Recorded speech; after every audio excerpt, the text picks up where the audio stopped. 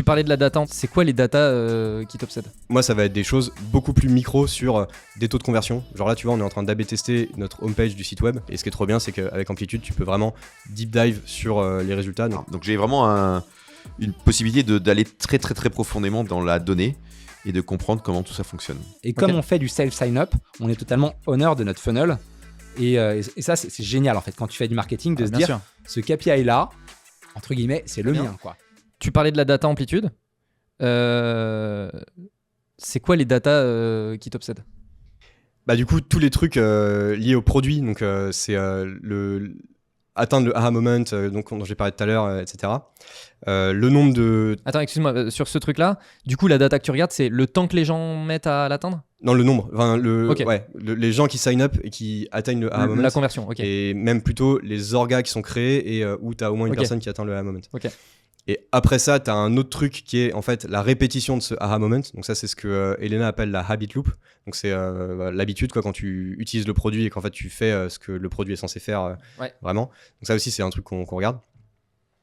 Et après, du coup, moi, ça va être des choses beaucoup plus micro sur des taux de conversion. Genre là, tu vois, on est en train d'A/B tester notre homepage du site web. Bah, j'utilise Amplitude pour ça. C'est tout basique, mais voilà. Et ce qui est trop bien, c'est qu'avec Amplitude, tu peux vraiment deep dive sur les résultats. Donc tu vois, on veut regarder comment ça impacte les sign-up. Bah, du coup, je peux regarder entre la version que je suis en train de tester et le contrôle, quel est le profil. Enfin, tu vois, des gens qui vont... Parce que s'il y a un drop, par exemple, qui a drop, en fait? Est-ce que c'est des gens qu'on voulait écarter de toute façon parce que c'est pas des gens intéressants? Ou est-ce que c'est des gens, en fait, pertinents qu'on perd parce que la nouvelle version leur parle moins, tu vois?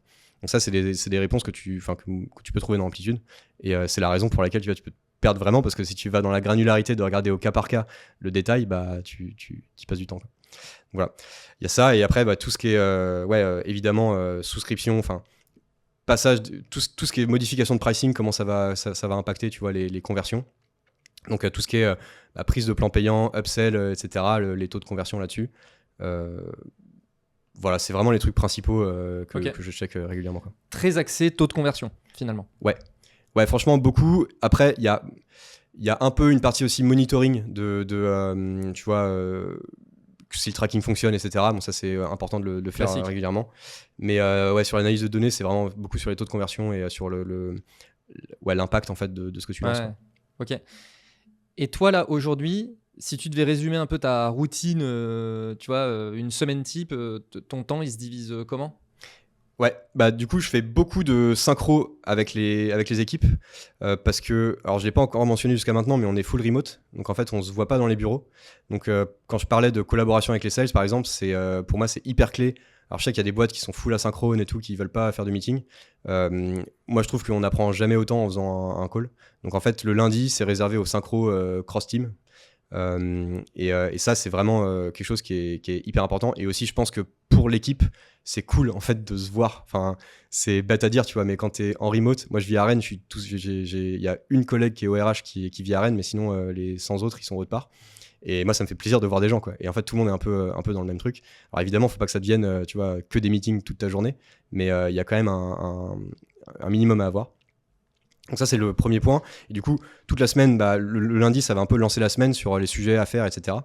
Et après je vais un peu dédier le temps entre plusieurs choses. C'est analyse de l'existant et voir s'il y a des choses à... Déjà s'il y a des red flags, des trucs qu'on a lancés qui sont en fait qui underperforment par rapport à ce qu'on avait avant. Donc ça je suis hyper... je fais hyper gaffe à ça, évidemment. À l'inverse, s'il y a des trucs qui marchent, tu vas faire en sorte que ce soit pérennisé. Et après, du coup, réflexion sur les nouvelles idées à lancer, quoi. Y a quand même beaucoup de temps passé sur la réflexion, tu vois, tous les sujets SEO dont on parlait. Ça, c'est des trucs que moi, je passe vachement de temps dans la réflexion là-dessus. On a aussi, alors je sais qu'il y a pas mal de boîtes qui font ça, qui ont un board avec leur CEO sur les idées du CEO, tu sais, qui sont, en gros, tu peux lui dire plus ou moins clairement que c'est pas le moment, mais voilà. Et en fait, pour essayer aussi un peu de les ranker. Et en vrai, là, moi, on a créé ça très récemment, là. Et franchement, c'est hyper bien parce que ça permet aussi, même à lui-même, en fait, d'évaluer l'impact de chacune de ces idées, tu vois, les unes entre les autres. Et en fait, après, ça te permet de prioriser. Donc, il y a pas mal d'échanges aussi là-dessus sur qu'est-ce qu'on va faire, en fait, après, quoi, où vient la suite. Et après, il y a beaucoup de... monitoring des projets en cours et de s'assurer que tu vois on avance vite et qu'on avance comme il faut. Donc ça, mine de rien, je le fais encore pas mal aujourd'hui de regarder tu vois le head of qui gère les funnels, on fait donc l'acquisition et l'activation, on fait tu vois on fait des synchros régulièrement, je check tu vois les projets, comment ça avance, etc. Au niveau du website, c'est moi qui gère en fait aujourd'hui encore les 3 personnes qui sont sur le site web. Donc là je m'assure que tout roule bien, etc. En vrai, plus ça va et moins il y a à faire, parce qu'en fait là tu vois la PM c'est la dernière personne qui a rejoint l'équipe, ça fait 6 mois, un peu moins de 6 mois maintenant, donc là elle est complètement onboardée et en fait en vrai plus ça va et plus je vais pouvoir déléguer quoi. Donc là en fait maintenant je prends plus de recul que c'était le cas avant sur un peu tous les sujets et les trucs à développer, les sujets stratégiques, et il y a aussi de plus en plus d'actions sur des débats internes. Comme tu as pu le voir, j'ai quand même pas mal parlé de pricing, c'est un truc qui revient souvent, et c'est le genre de sujet où en fait tu vois on se pose avec le CRO, CEO, côté product aussi, le CPO, on discute un peu tu vois des évolutions possibles, les trucs qu'on pourrait faire, et on regarde un peu les idées qu'on prend pas, qu'est-ce qu'on peut tester, etc. Et ça en tant que depuis que je suis passé VP, je le fais plus souvent qu'avant, je pense c'est un peu normal aussi, c'est l'évolution de voulu quoi. Et quand j'étais head off, en vrai j'avais pas trop le temps de faire ça parce que j'étais beaucoup trop hands-on sur les sujets. Côté data, Oui. Toi, c'est quoi les éléments que tu... Alors moi j'ai des dashboards que j'utilise qui vont agréger l'ensemble des données dont j'ai besoin pour pouvoir piloter mon business. Ok, et c'est quoi ces data? Alors là pour le coup il y en a beaucoup. Ah ouais, ouais. Là j'ai un dashboard qui est assez conséquent où je peux zoomer, soit avoir une vue IMIA, donc je vais voir la vue de mon pipe, je vais voir le nombre d'opportunités qui ont été sourcées par le marketing. Sur ces opportunités sourcées par le marketing, je vais pouvoir voir quelles ont été les campagnes qui ont permis de manière ultime à créer, parce que ça me permet aussi d'optimiser, parce qu'on a du retour qui permet de voir si, parce que s'il y a des campagnes par exemple qui ne performent pas, plutôt que de les continuer, on va retirer le budget qui est associé à ces campagnes et on va le passer ailleurs. Oui. Donc tout ça c'est dans les dashboards que je peux avoir. Donc je vais avoir donc le pipe, les opportunités, l'ensemble du funnel, donc je vais savoir le nombre de inquiries, les marketing qualified leads, etc. Le taux de conversion d'un marketing qualified leads en opportunité. Je vais pouvoir comprendre le pourquoi du comment, l'amélioration de ce taux de conversion, parce que j'ai des objectifs aussi d'amélioration de ces taux pour mes équipes, de sorte à ce qu'on convertisse au maximum ces leads en opportunités. Donc voilà, j'ai tous ces dashs. Je vais avoir aussi la possibilité. Donc ça c'est par exemple au niveau IMIA, mais je peux zoomer en disant je vais voir telle sous-région, ou alors je peux encore zoomer et aller voir tel pays, et j'aurai les mêmes données, mais cette fois-ci avec une granularité au niveau pays. Je vais pouvoir voir au niveau audience aussi le nombre de fois où un CIO a été touché, quel type de CIO pour quel compte, etc. Donc j'ai vraiment une possibilité d'aller très très très profondément dans la donnée et de comprendre comment tout ça fonctionne. Mais j'ai l'impression que ça peut... Effectivement, il y a le côté très micro et un peu plus macro. Ouais. Mais j'ai l'impression qu'il y a un peu deux grandes familles de data que tu as citées. C'est d'une part les taux de conversion et d'autre part la rentabilité des actions.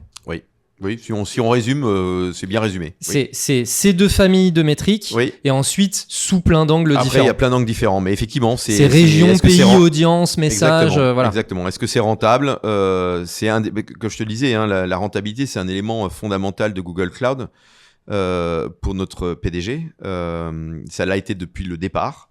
Et donc c'est vraiment un angle sur lequel il faut qu'on soit sûr que dès qu'on investit $1 en marketing, il y a un retour sur investissement de ce dollar.